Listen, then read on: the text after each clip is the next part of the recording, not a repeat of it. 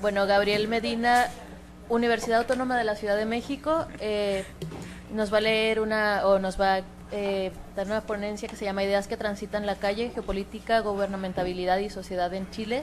Y voy a leer una pequeña también nota de su trabajo y de su currículum. Es maestra en Ciencias Sociales por el Flaxo, candidato a doctor en Ciencia Social con especialidad en Sociología por el Colegio de México. Actualmente es profesor investigador de la Universidad Autónoma de la Ciudad de México, la UACM, con participación en diseño y coordinación de la licenciatura en Comunicación y Cultura y del posgrado en Estudios Decoloniales. Docente del Diplomado en Culturas Juveniles de la UAM Iztapalapa. También forma parte del cuerpo académico de la Universidad Intercultural de los Pueblos del Sur, UNISUR.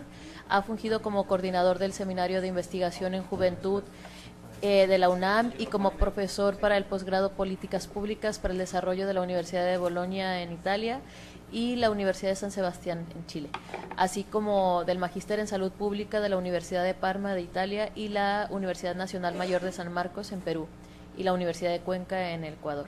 Sus comunicaciones abarcan temas sobre teoría de la identidad, culturas juveniles, sexualidades masculinas y dispositivos tecnológicos, complementadas con cursos y conferencias en distintos espacios académicos de Iberoamérica. Bueno, pues le damos la palabra. Le recuerdo también que son 30 minutos y tenemos un poquito más de tiempo porque Jordi nos ha regalado 10 minutos que seguro le van a servir para el debate más tarde. Y bueno, adelante, por favor. Ok, gracias. Bueno, por supuesto, mis inmensos agradecimientos a José Manuel, quizás por dos razones. Primero, porque siempre es como gratificante encontrarse con colegas nuevos en los cuales uno se espejea en términos de tránsitos comunes y eso es como muy estimulante para el trabajo que uno está haciendo en el lugar en el cual estemos, ¿no? Primero eso, ¿no? O sea, conocer como gente nueva y sobre todo encontrarse con la gente con la cual uno viene caminando hace tiempo estimula mucho más. Obvio, tú eres de los últimos nuevos. Lo segundo es que, como te lo compartía en un correo hace un tiempo, esta invitación me permite trabajar lo que Rodrigo llamó ayer los nietos de Pinochet, ¿no? Porque yo hace un tiempo trabajé algo que tenía que ver más bien con mi propia generación, los hijos de Pinochet, ¿no? Entonces, como hacer esta lectura como en perspectiva me hizo como apuntar a temas que creo tienen que ver con lo que está ocurriendo en Chile, pero sobre todo creo que tiene que ver con lo que puede ocurrir en Chile, es decir, como plantear el escenario chileno en términos más bien como en sus posibilidades de futuro. Y pues nada, como apuntamos ayer con José, a veces tenemos lógicas inversas. José, por ejemplo, usa la imagen para centrar la exposición y yo en realidad uso la imagen para acompañar la exposición, ¿no? Entonces, ahí va el acompañamiento, si es que funciona. Bueno, vine a hablarles de Chile, un país con estudiantes movilizados. No voy a centrarme quizás en ello, yo creo que me voy a centrar más bien en cuáles son los procesos geopolíticos y socioculturales que grosso modo animan y condicionan las movilizaciones juveniles y sociales que en los últimos años han determinado la agenda política del país. Obviamente esto requiere historizarlo, historizar el proceso chileno en su propio despliegue insular y situado. Sería ideal tener como temporalidades largas, pero en realidad me situaré solamente en los últimos 40 años. Dato duro o no, la experiencia dictatorial provocó un profundo impacto en la sociedad chilena.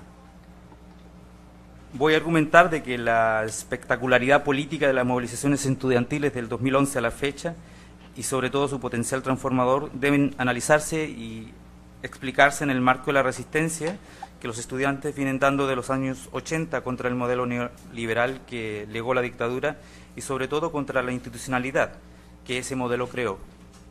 No solo ha sido una lucha contra la dictadura, ni contra la derecha, sino que también ha sido una lucha contra la élite política que reemplazó sobre la élite política que reemplazó a la dictadura en el poder. Para nosotros, los que estuvimos en los 80 recuperando el tejido social de las universidades, es muy reconfortante ver la masividad de las actuales movilizaciones estudiantiles, comprobar su claridad política de los debates en las asambleas, sorprendernos con la horizontalidad de sus modalidades de organización y decisión y sobre todo compartir su radical rechazo a la política cupular. Las actuales movilizaciones destacan por su infinita creatividad política para desmontar la estrategia de un gobierno represor y elitista que sin capacidad de diálogo, perdón, esto está sonando, ¿lo apagas por favor?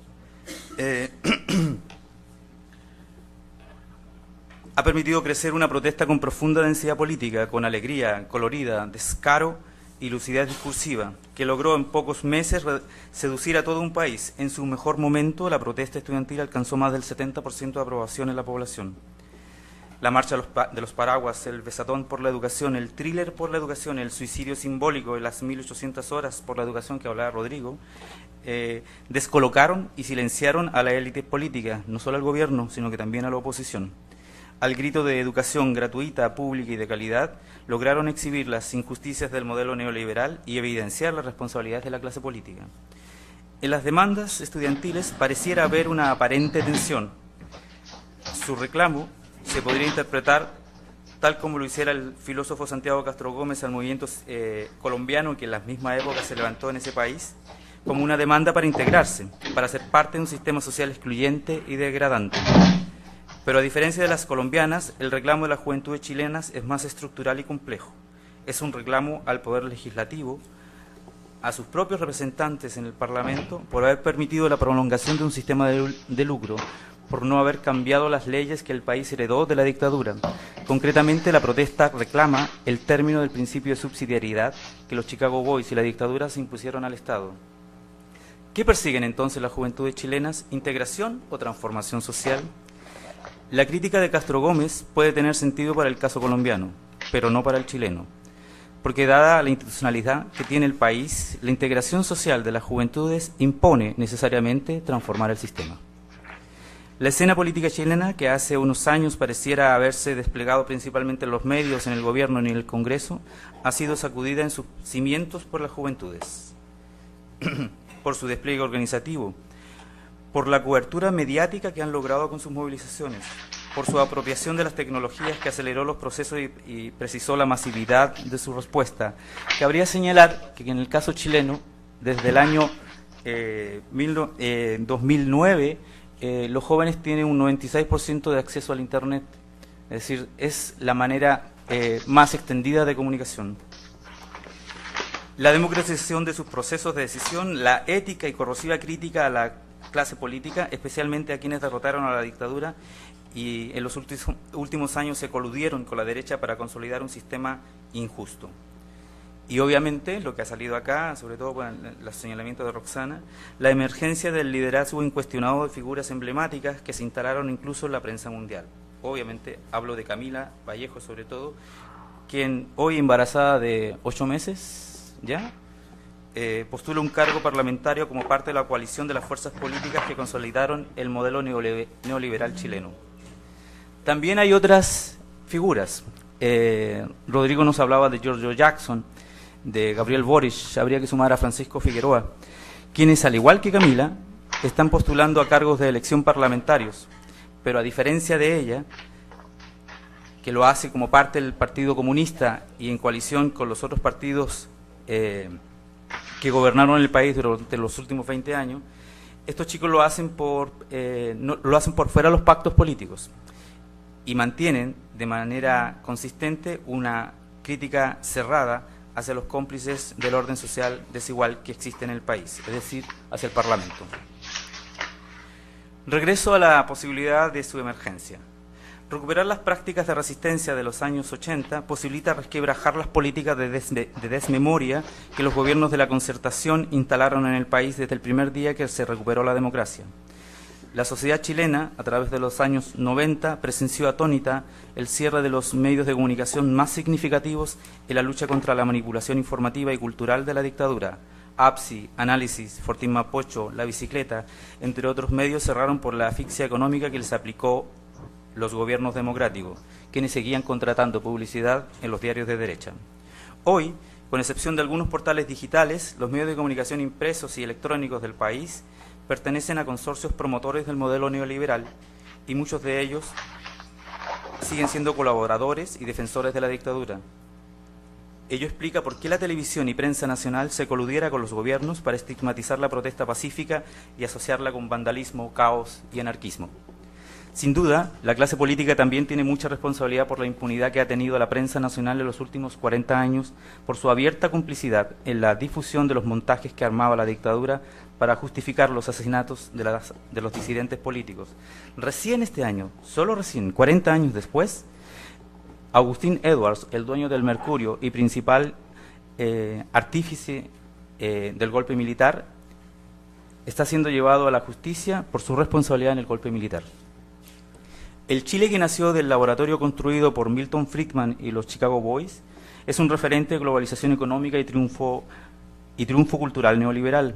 Las últimas 3 generaciones del país crecieron valorando el individualismo, la competitividad y el éxito material. Sus indicadores macroeconómicos son y han sido el orgullo de los gobiernos y empresarios. Todo indicaría que Chile es un país de oportunidades, como reza un reciente titular del diario español, El País, comillas, Chile, destino para profesionales, donde se resalta la baja tasa de desempleo, que alcanza el 6,1%, y se asegura un futuro de bienestar. Mejor, en realidad, imposible, ¿no? La excelente salud que muestran los indicadores macroeconómicos oculta la excesiva concentración de la riqueza y el empobrecimiento estructural de amplios sectores de la población. Ayer Rodrigo citaba a la OECD para hablar de la educación. Yo lo voy a citar para hablar de algunos otros indicadores. Por ejemplo, Chile es el país que tiene mayor desigualdad de ingreso al interior de la OECD. Tiene un coeficiente de 0,5 cuando el promedio de la OECD es 0,3. Chile tiene el 19% como la tasa de mayor pobreza existente en relativa dentro de la OECD, ¿no? Solo lo supera México e Israel.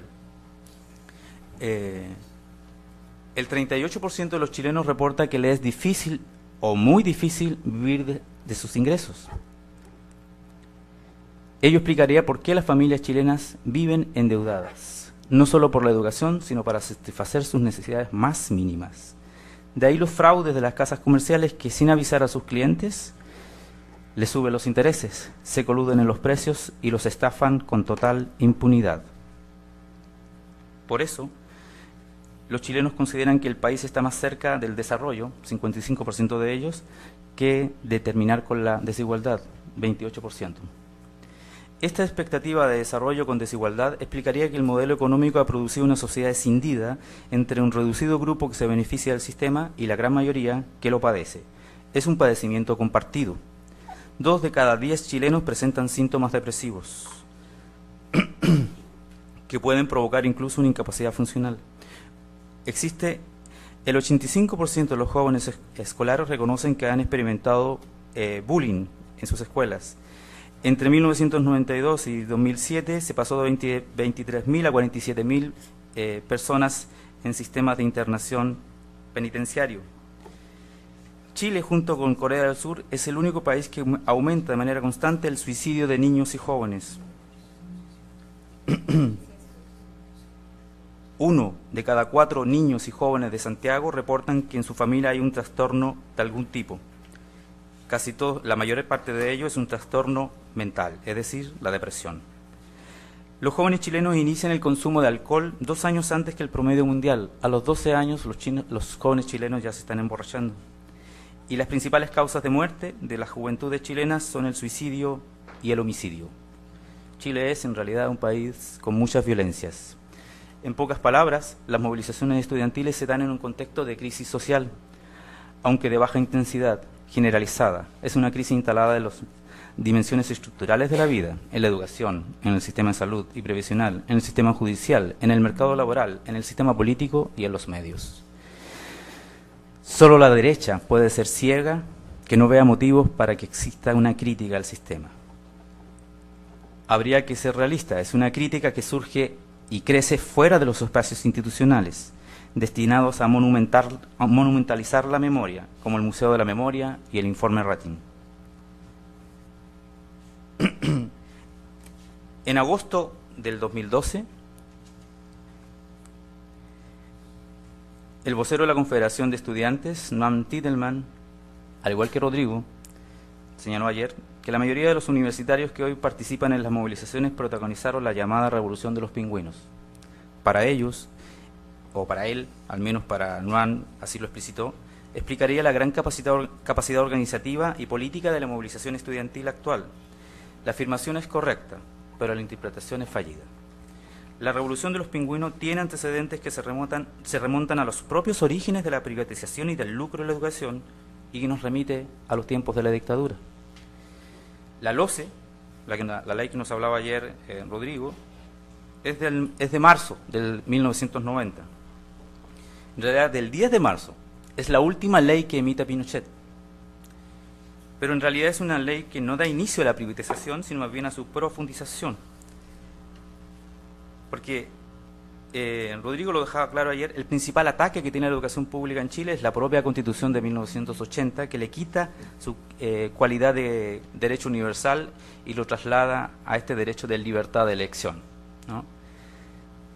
Y con el principio de subsidiariedad que hablaba Rodrigo, lo que dice el Estado, lo que dice la Constitución es que el Estado solamente va a intervenir en aquellas áreas que el mercado no intervenga. Y si el mercado puede intervenir en educación, pues el Estado se retira.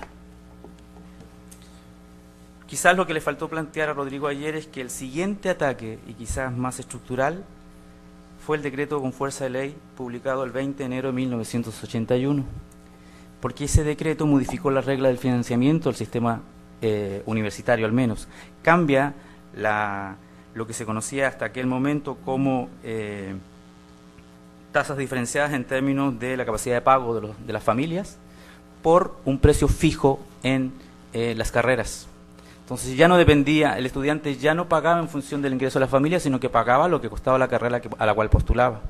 Y si el estudiante no podía, entonces el Estado, benefactor, entre comillas, le prestaba el dinero, crédito, ¿no? Y con ello los endeudaba hasta el resto de la vida.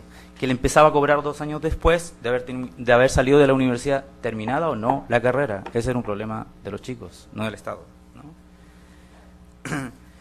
Es interesante entender, por ejemplo, la lógica que tenía el discurso oficialista de la época. El Mercurio señalaba, si la educación es pagada, los jóvenes que se dedicarán más a los estudios. La gratuidad de la educación superior fomenta el activismo. El cambio de las reglas provocaron transformaciones estructurales. Hacia 1974, Chile tenía 8 universidades que recibían del Estado el 86% de su presupuesto. Debido a que el Estado divide radicalmente lo que se llamaba la Universidad del Estado en universidades según cuántos campus tenía, esas 8 universidades del 74 hoy llegan a 25, que ahora reciben solo el 17% de su presupuesto con recursos del Estado. El resto lo tienen que obtener de la matrícula del estudiante, de proyectos de investigación y de consultorías. En 1981, por la ley, el decreto de fuerza de ley número 4, se da opción a la inversión privada en la educación y surgen las universidades privadas. Hoy suman 35, que salvo alguna excepción, yo diría la Diego Portales, puede que Rodrigo me corrija, pero diría solamente la Diego Portales. Todas las demás se dedican solamente a impartir clases, no hay investigación, ni extensión, ni difusión, no existe. 35 universidades. Lo más importante de esto es que la distribución de la matrícula se invirtió radicalmente, ¿no? El 83, solo el 2% de la matrícula estaba en universidad privada. Hoy más del 50% de la matrícula universitaria son privadas, ¿no? Y eso obedece principalmente a que a las universidades privadas el único requisito que exigen es tu capacidad de endeudamiento. No existe ningún otro requisito, ¿no? Entras libremente, ¿no? Solo tienes que dar la prueba, que se conoce en Chile como PSU, independiente del puntaje, ya diste la prueba, entonces puedes entrar, ¿no? ¿Qué es la diferencia con las universidades que tuvieron origen público, que hoy se llaman tradicionales? No son públicas porque son igual de paga, ¿no? Pero a esas tienes que ingresar según tu puntaje. Si no tienes el puntaje mínimo, no ingresas. El tercer gran ataque que sufre la educación pública en Chile comienza en 1986, porque ahí comienza lo que se llamó como la municipalización de los establecimientos de educación científico-humanista y de privatización de los estudiantes de la educación de técnico profesional. Ya no estoy hablando de la educación superior, estoy hablando de la educación media, ¿no? O prepas y secundarias, diríamos aquí en México, ¿no? Pero eso más que ley fueron normas administrativas, donde el gobierno central le dice a los gobiernos locales, que en Chile se llaman municipalidades, de ahora en adelante ustedes se hacen cargo de gestionar la educación y de conseguir los recursos. No les paso la gestión, pero no el financiamiento. Ahí se ven, ¿no? Los estudiantes de la época, estoy hablando de 1986, realizaron las masivas movilizaciones, principalmente en Santiago, contra la privatización camuflada que impulsó la dictadura. Después de 2 meses de tomas de liceos, de marchas por las calles de Santiago, que fueron duramente reprimidas, incluso hubo muertos, el movimiento se desgastó y no pudo evitar lo que la dictadura llamaba modernización del sistema de educación. Por lo tanto, habría que afirmar que la revolución de los pingüinos, incluso las actuales movilizaciones contra el lucro y la educación, son continuidad de la lucha que iniciaron esos estudiantes en los años 80. Rodrigo ayer hablaba de un documental que se llamaba Los actores secundarios.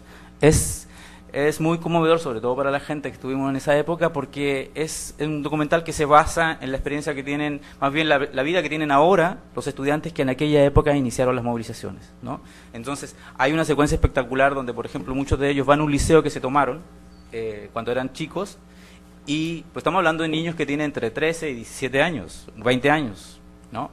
Y le preguntaban a los chicos de hoy, ¿no?, que sabían de esas movilizaciones, y el imaginario de los chicos de hoy es alucinante. O sea, nosotros nos supimos de que a todos los presidentes del centro de alumnos los tomaron presos, incluso hubo muertos. O sea, hay un imaginario, hay una memoria perdida que no tiene que ver obviamente con el discurso institucional, porque ese discurso se borró, ¿no? Quizás lo que también habría que señalar respecto a lo que planteó Rodrigo ayer es que la revolución de los pingüinos tiene una importancia dentro de la experiencia chilena, porque es la movilización más masiva que ha tenido el país. Fueron 600.000 jóvenes que pararon las ciudades, se tomaron más de 100 liceos en el país, y en ese sentido obligó a Bachelet, la presidenta socialista de ese momento, a cambiar la agenda política, porque la educación no era parte de su tema, de su agenda, y la tuvo que poner en primer lugar. Habría que dejar claro, ayer Rodrigo fue muy suave. Bachelet en realidad lo que hizo fue escuchar, o más bien dicho, diríamos aquí en México, como verte la cara, ¿se dice? ¿No? Sí. O sea, te escucho, hago que te escucho, pero no te escucho, digamos, ¿no? Forma una comisión integrada principalmente por las corporaciones de educación privada, y la LOCE se transformó en la LGE, ¿no? Y no cambió nada el fondo, que era el lucro de la educación. Ahora, esto significa que las nuevas generaciones estudiantiles, las actuales, ¿no?, enfrentan una élite política y social que defiende con convicción al modelo neoliberal, que permite repartirse los beneficios solo entre algunos chilenos. Los demás, es decir, las grandes mayorías, de las que ayer hablaba Rodrigo respecto de dónde estudian, incluso de las que hablaba Allende, no caben, están fuera los beneficios, solo les toca pagar, endeudarse y sufrir los apremios que ello conlleva. A esas grandes mayorías, como diría el grupo musical Los Prisioneros, les toca bailar el baile de los que sobran. La élite política en derecha que gobierna el país ofrece la posibilidad, me refiero a la actual, la posibilidad de tener al frente al legítimo representante del sistema neoliberal, no a sus impostores, como fueron los gobiernos de la Concertación que en los últimos 20 años legitimaron el sistema. Esos gobiernos hablaron de justicia social, de derechos universales y de un país para todos, pero con el cálculo político acordaban la impunidad y los beneficios personales que favorecían a los empresarios. Rodrigo ayer dijo de que Sebastián Piñera había planteado en las movilizaciones en el 2011, en agosto, ¿no?, que la educación también es un bien de consumo. Habría que agregar que también dijo que nada es gratis en esta vida, alguien tiene que pagar, ¿no? Sin duda, junto con reconstruir la memoria social y política y acumular desasosiego ante tanta injusticia e impunidad, las movilizaciones estudiantiles contaron con algunos fenómenos de coyuntura.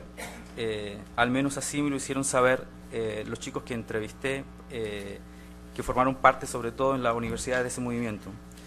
Es posible que la gente lo tenga ya olvidado, pero en el 2010 hubo un tsunami en Chile que hubo varios muertos.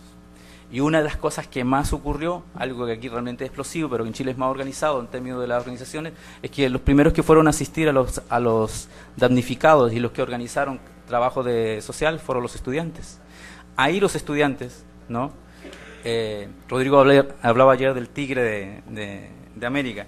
Yo le recordaría el tema que dijo Lagos cuando era ministro de Hacienda frente al otro terremoto que hubo en el 90, cuando dijo: el gato se nos mojó, porque lo que hicieron los jóvenes fue ver al gato destruido, carenciado, las condiciones en que vive la pobreza de gran parte de la sociedad chilena. Entonces estamos hablando de jóvenes que tienen una formación política o tienen cierta conciencia social en términos de estar inquietos respecto a la evolución de los acontecimientos en el país, y ven lo que significa eso, ¿no? Que gran parte de la gente vive en la pobreza, ¿no? Y que el Estado obviamente los abandona. Más allá de estos elementos coyunturales y de la propia capacidad de protesta lograda por los estudiantes de las universidades y liceos, cabe preguntarse cómo se pudo llegar a esta situación. ¿Qué les pasó a los dirigentes políticos que lucharon contra las atrocidades de los militares para que terminaran consolidando y usufructuando del sistema social que impusiera la dictadura? La respuesta es triste en realidad, es decepcionante. El Poder Legislativo hace un par de meses prohibió el lucro de las instituciones de educación que reciban recursos públicos, y lo hicieron por la presión de la protesta. Y posiblemente antes no se había hecho porque muchos de ellos tienen o han tenido participación en el negocio. Hay un comentario, por ejemplo, de una escritora que se llama de Amelia Eltitz, que es lapidario: nuestra izquierda se aburguesó, ¿no? Lo dijo recién en una entrevista en el Clarín, en Argentina. Es decir, hubo un abandono del ideario, ¿no? Y quizás muchos de ellos experimentaron cambios por tener el poder. Pero creo que esa mirada, pues nada, que la hagan los que hacen estudios de liderazgo. Me interesa más atender el proceso chileno en términos geopolíticos. Mi hipótesis es que el caso chileno se inscribe en lo que Wackham ha llamado la reconfiguración del modelo neoliberal,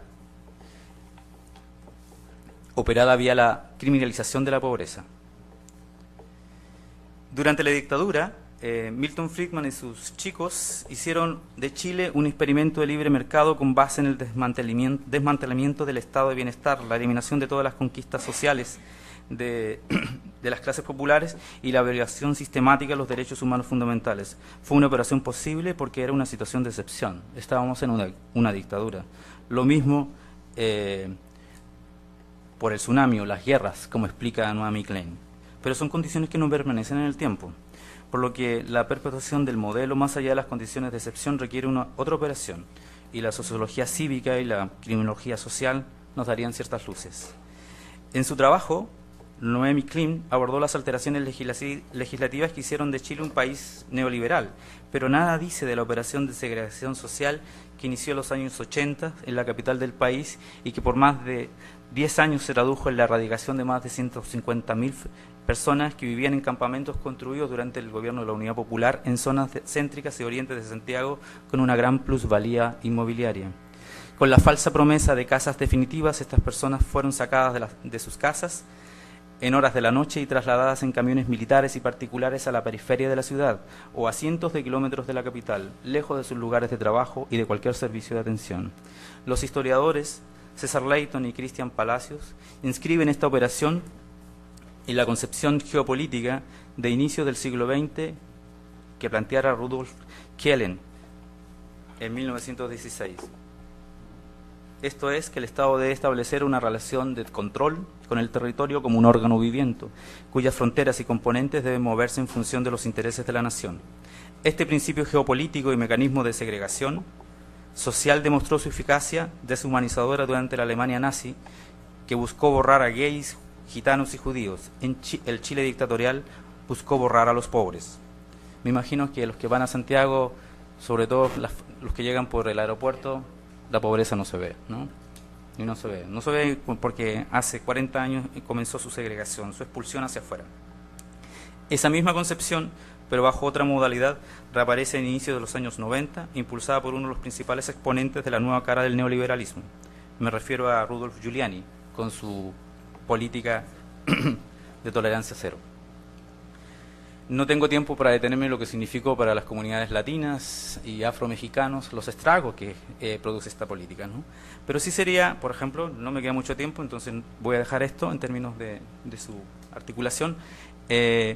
Clara que en términos de su expansión por el mundo, sobre todo en Inglaterra, en Francia, al menos los trabajos que han hecho Garland, Wakan y Simon, deja claro que más que detener evitar la delincuencia, lo que hace es que evita la integración y la paz social. Se ha constatado que incrementa los índices de violación de los derechos humanos, segrega social y económicamente a la población y crea en los grupos empobrecidos un clima generalizado de temor y repudio a la policía. En América Latina se han impulsado desde el 98 en Argentina, en México del 2003, ¿no?, por Andrés Manuel en el DF. Hoy le llamamos, en el DF existen los cuadrantes y lo que tú hablabas ayer en términos de esta política para poder como detener ahora, se inscribe en la misma lógica. No solamente en estos países, Perú, Colombia, República Dominicana, Panamá, están instalando en sus países, en sus sistemas, en sus legislaciones, tolerancia cero. Chile fue el premiado. Comenzó en 1996 y en 1911 la versión del CompStat, que es como este sistema que inventó Bratton en Nueva York, en Chile se llama STAT, Sistema Táctico de Análisis Delictual, que en realidad se refiere a incrementar la dote policial, incrementar sus facultades para detenciones preventivas y encerrar y encapsular a las poblaciones de los barrios populares para que no transiten por la ciudad hacia otros lugares de la ciudad. Pero en Chile tiene un agregado que no existía en otras, ni siquiera en Estados Unidos ni en otros países, que esta estrategia, el STAT, ya no solamente tiene que ver con la pobreza, sino que tiene que ver sobre todo con la protesta. En Chile la STAT está orientada para detener y reprimir los actos de protesta. Ahora, hay una cosa que en Chile es quizás más brutal, porque el Estado chileno, independiente de tener muy claro de que hay que reprimir la protesta, el Estado chileno mantiene leyes de la dictadura. Leyes de la dictadura que, por ejemplo, la presidenta socialista Bachelet, ¿no?, le aplicó al mundo mapuche, ¿no?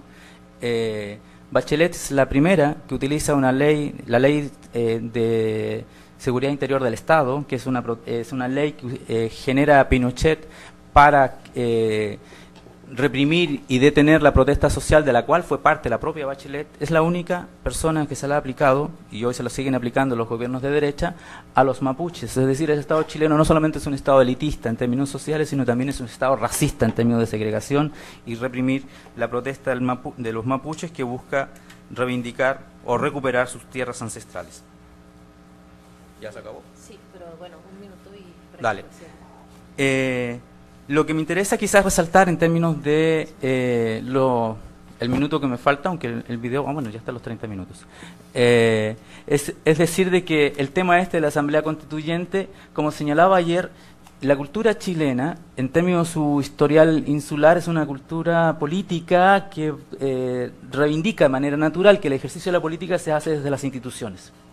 Sin embargo, los universitarios de hoy, el movimiento estudiantil aprendió de la revolución de los pingüinos, es que se abandona la protesta social en los procesos de negociación, en el espacio institucional, otra vez van a ser pasados a llevar. Entonces, una de las apuestas que tienen el movimiento estudiantil, y sobre todo el movimiento social, porque ya no solamente son los estudiantes, son los empleados públicos, de registro civil, de salud, paradójicamente, en Chile tiene más fuerza sindical los empleados públicos. Las empresas particulares, por las leyes que implementaron desde la doctrina del shock que hablaba Klein, pues casi desaparecieron, ¿no? Entonces tenemos personajes como Camila, que hoy se postula al Parlamento junto con Gabriel Boric y Jackson. Camila ahí en una foto de apoyo a Bachelet, en la que dijo que nunca iba a estar con ella, Sin embargo, la apuesta que hay hoy es que los chicos, por ejemplo, Camila está planteando algo que su coalición no hace, que salió recientemente en una declaración junto con Giorgio Jackson, alguien que queda fuera del pacto, que ella está por la Asamblea Constituyente. Es decir, ella va a hacer trabajo político para hacer la Asamblea Constituyente. Me queda muy claro de que por sí mismo no sirve de nada, pero sí tienen muy también claro ellos de que no pueden desvincularse de la movilización social. Sin movilización social no van a lograr nada. Y esto lo digo específicamente por el tema de qué tipo de política se hace en Chile.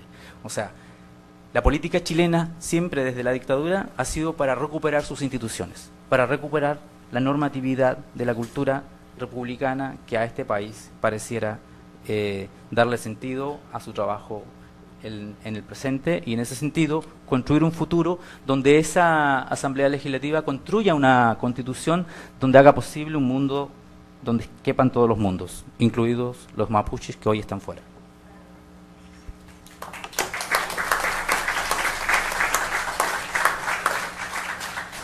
Bueno, vamos a continuar. Muchas gracias, Gabriel. Vamos a abrir la parte del debate, que afortunadamente tenemos un buen tiempo. Sí, buenas tardes. Mi nombre es Oscar Bueno. Mi comentario es para todos los que participaron en la mesa y es una pregunta en relación a los movimientos juveniles que se dan en torno a ciertas problemáticas sociales.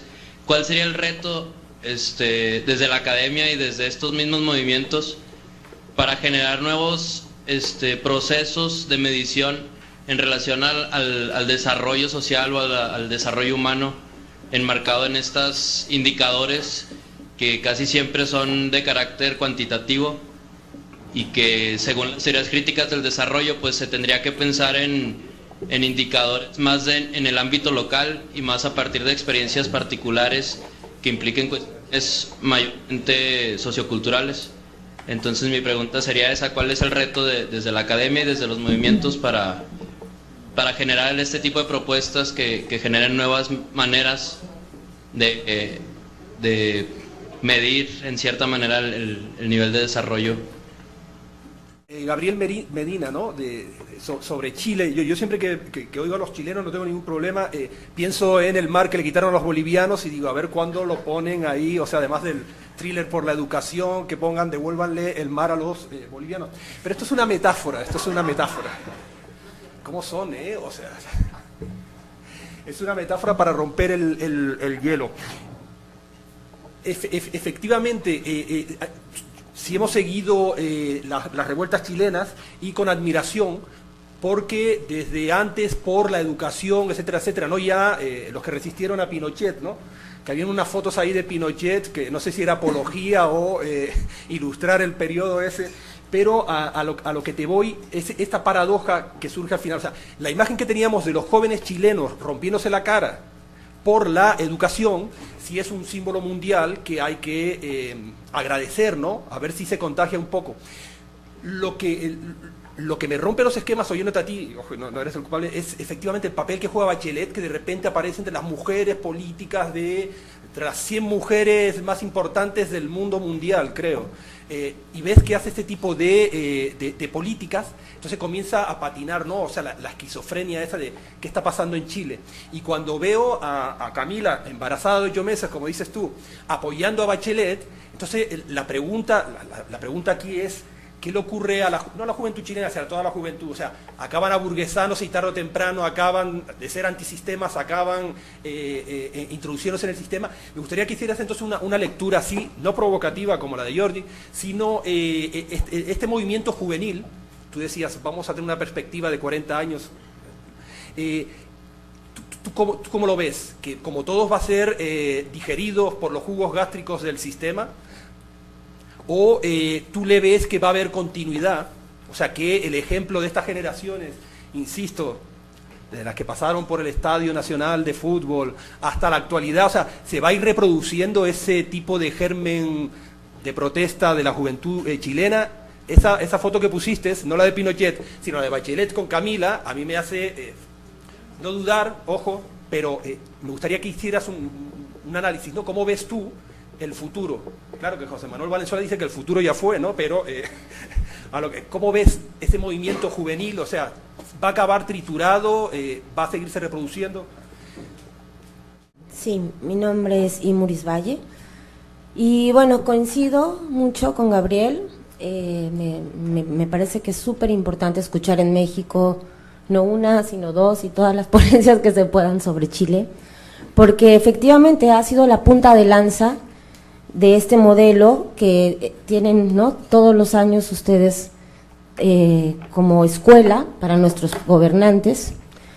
Y desde ese sentido, creo que es importante entender estas formas de encarar de los jóvenes, o sea, como una especie también, no solo de escuela para los gobernantes, sino también de escuela para la gente que está aquí en México, porque son generaciones que se han forjado en el fuego de la represión, y es mucho lo que estamos enfrentando ahora en México. Y me parece también que es necesario vislumbrar también que, por ejemplo, acá en México ya hace un par de años hay una especie de exiliados educativos. O sea, si se habla de exiliados políticos, exiliados económicos, también los hay educativos. Entonces, me gustaría que comentara al respecto. Yo creo que hoy en día los movimientos sociales tienen están viendo una coyuntura donde se produce la siguiente situación, que tiene que ver con cómo somos capaces de dar un salto de carácter cualitativo. Me explico. Otro denominador común que se tiene en la gran mayoría de los movimientos que se han presentado hoy en día aquí es que todos representan de alguna manera la insatisfacción que tiene la sociedad ante la institucionalidad vigente, no solamente ante la institucionalidad política, sino que también ante la institucionalidad social, o sea, ante las formas de organización que hoy en día han tenido los movimientos sociales alrededor del mundo. Entonces, a partir de eso, lo primero es que a mí me salta la duda es cómo vamos a enfrentar el desafío de dar un salto cuantitativo. ¿Por qué? Porque finalmente, o sea, cualitativo. ¿Por qué? Porque cuantitativamente, por ejemplo, está el tema del movimiento 15M, el movimiento estudiantil en Chile, que son movimientos que cuentan con un gran respaldo ciudadano.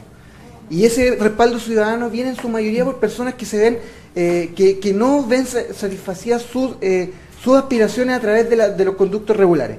Entonces, mi pregunta voy a englobar las dos preguntas en una sola. Primero, ¿cómo creen ustedes que se debería dar ese salto de carácter cualitativo? Y lo segundo es que una gran diferencia que he podido observar en torno a los movimientos sociales y específicamente con el movimiento social chileno tiene que ver con las formas de organización.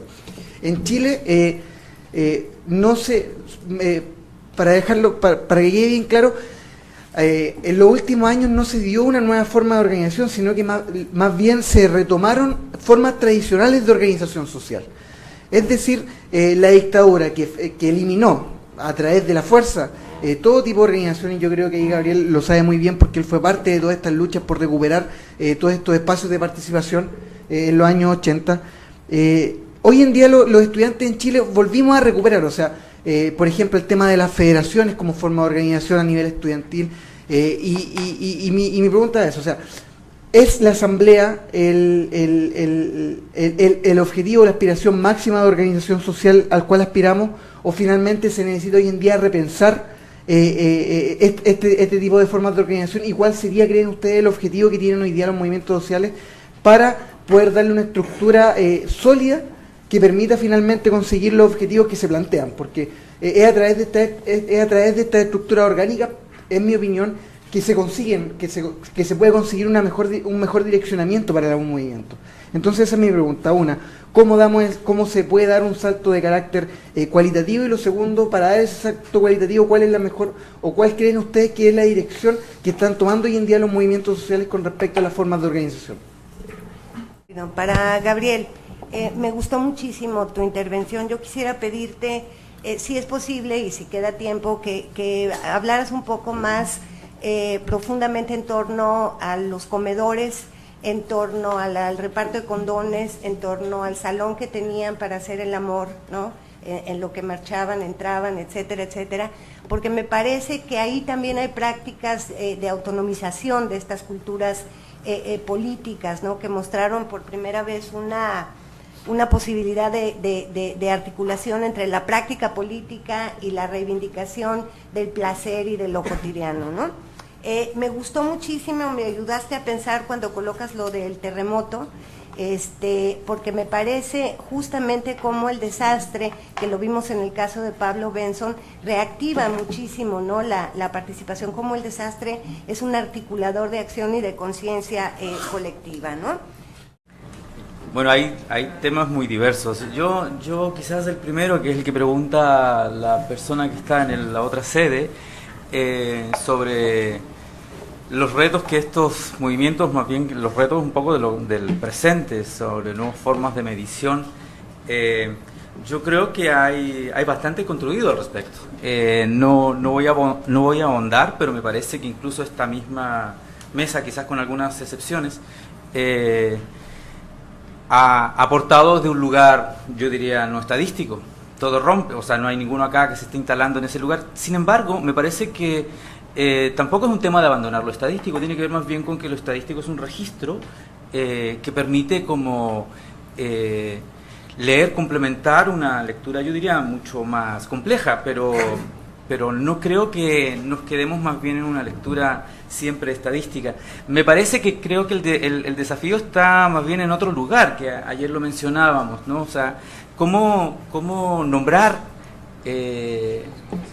lo que en cierta forma nos está demostrando que la categoría movimiento queda corta, chica, no logra englobarla. ¿Cómo nombrar esa energía social que se expresa, se articula como una especie de... Me encantaba esta imagen de que respiramos, después exhalamos, como que descansamos, pero en realidad la energía social, lo que se va construyendo discursivamente ahí, es algo que escapa quizás a las maneras que hemos tradicionalmente leído, que yo creo que es algo que sí es un desafío para nosotros, pero creo que también hay posibilidades de abordarlo. Me parece que quizás el desafío más fuerte que tenemos al respecto es que, algo decíamos ayer, e incluso Pablo en su enunciación algo mencionaba, que nuestra apuesta tiene que ver más bien con revisar nuestros propios lugares de enunciación teóricos, incluso epistémicos, ¿no? Es decir, ¿dónde nos posicionamos para leer lo real, ¿no? Incluso para arriesgarnos a hablar de lo real, ¿no? Y en ese sentido yo diría más bien, sobre todo a Rodrigo, que es un poco esta inquietud, yo no esperaría que la academia diga cuál es el salto, ¿no? Yo diría que lo están haciendo ustedes, ¿no? Es obvio, ¿no? Una de las cosas que yo no dije es que me queda absolutamente claro de que la generación política formada en la calle, formada en la asamblea, formada construyendo estos espacios de autonomía, incluso al interior de las tomas, ¿no? Como para tener vida sexual, para tener autosuficiencia en términos de organización, esa cosa que los liceos fueron los más fuertes, más que las universidades, fueron los liceos, fueron los chavos de 15 años, las chicas de 14 años, las que nos mostraron esa capacidad de asumir la política en sí mismo, en su cuerpo, en su sexualidad, ¿no? Entonces, me parece que ustedes nos están mostrando el camino. Quizás ahí lo que habría que tener presente es que yo creo que... y aquí me metería quizás un poco con lo que señalaba acá Rose, que me parece que la narrativa mediática, como tiene una lógica de tratar de posicionar determinada agenda discursiva de la sociedad, pues la narrativa académica tiene también una funcionalidad política de desmontar esos imaginarios que se posicionan en la sociedad. En ese sentido no es un tema de verdad, es un tema bien de apuesta política, de cuál es el sentido que tenemos nosotros para hacer el trabajo que hacemos, ¿no? Ahora, me queda muy claro, y quizás aquí difiero mucho un poco de la noción de futuro, porque yo creo que una de las cosas que tenemos que romper es esta idea de que si existiera un futuro, digamos, ¿no? O sea, quizás en la línea de Maturana, pues el futuro no existe, la realidad es esto, la vida es esto, ¿no? Desde ahí desmontar absolutamente esta posibilidad de poder como decir de que estamos trabajando para algo que está más allá. Yo creo que estamos trabajando para algo que está acá, ¿no? lo que surja de acá se va a vivir después, pero este es el centro, ¿no? Y de ahí es donde yo diría que habría que hacer una lectura, yo diría, la inversa sobre Camila, digamos, ¿no? Porque yo creo que Camila se leyó justamente desde este posicionamiento mediático, ¿no? Que era como la irrupción de lo no institucional, ¿no? La apuesta nueva, la nueva generación que viene a posicionar una sociedad distinta. Y yo creo que Camila siempre fue un sujeto que estaba construyendo un discurso respecto a su presente, ¿no? Es más, si se dan cuenta, todo el movimiento, lo que hizo la gran crítica fue hacia sus legisladores que traicionaron el ideario de la sociedad, ¿no? O sea, la gran crítica que hacía Camila, los estudiantes en general ni siquiera se dedicaron a los empresarios, ¿no? Se dedicaron a los políticos. Rodrigo tiene razón en términos del rechazo a la institucionalidad, pero la institucionalidad es producida legislativamente e instalada políticamente ¿por quiénes? Por los que supuestamente iban a recuperar la justicia, iban a recuperar una sociedad para todos. Y esos fueron los que se aburguesaron. Fenómenos como Camilo Escalona en Chile, por ejemplo, es vergonzoso. Un tipo que estuvo por la línea militar dentro del Partido Socialista en los 70s, hoy está defendiendo que no hay caos en el país, no es necesario una constitución nueva, olvídate de la Asamblea Legislativa Constituyente, no es necesario nada, está todo bien, todo se puede regular al interior de lo que existe. Entonces yo diría que más bien habría que instalar la lógica de que Camila responde un poco a su propia realidad, y su realidad no tiene que ver necesariamente con la juventud, tiene que ver más bien con un partido político, ¿no? O sea, el discurso político de Camila se rompe un poco con su rollo de que está exigiendo asamblea constituyente, ¿no? Yo diría que es como el último aleteo de esta joven que tiene esta autonomía para no preguntarle a nadie, para tener opinión política, pero su apuesta de ser diputada, y diputada además blindada, le llaman en Chile, porque no tiene competidor en la concertación, entonces va, te seguro que gana, es porque responde a un ideario del Partido Comunista de instalarse en la institucionalidad chilena, ¿no? O sea, en ese sentido no hay que pedirle más a Camila, ¿no? Hay que pedirle que tenga un embarazo feliz, ¿no? O sea, no, que sea, ojalá parto natural, pero aparte de eso yo diría que hay que no gaste mucho. Claro, ¿no? O sea, en Chile está un problema porque justamente el tema es que en Chile se paga todo, como alguien tiene que pagar, ¿no? Entonces la salud, como se privatizó, la pagan los que la usan, ¿no? Y en ese sentido los papás de Camila van a tener que pagar, ¿no? Ahora, me parece que lo que habría que quizás tener más presente aquí es el tema de que lo que nos han mostrado los chicos es que rompieron el miedo. Exacto. Eso es lo que mostraron. Ese es su gran potencial. Rompieron el miedo. O sea, rompieron el miedo en el cual están instalados los políticos que hoy ejercen la política en Chile, ¿no? O sea, bueno, no sé, tiene que ver con referencias incluso personales, pero Alejandro Navarro, ¿no?